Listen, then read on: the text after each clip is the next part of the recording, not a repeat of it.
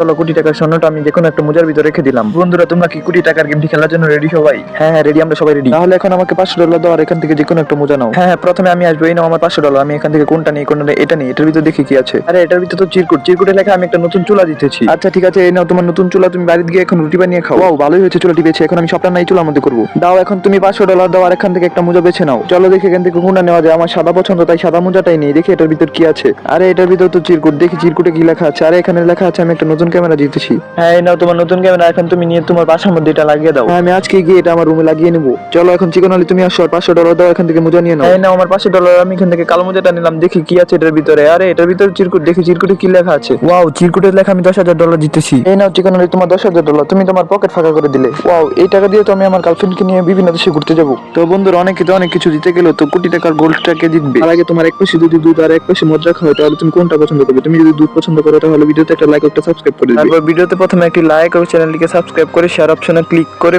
হোয়াটসঅ্যাপে ক্লিক করেন, একটা ম্যাজিক দেখতে পারবেন। তারপর দেখি এই মেয়েটি কোটি টাকার গোল্ড জিতে গেল।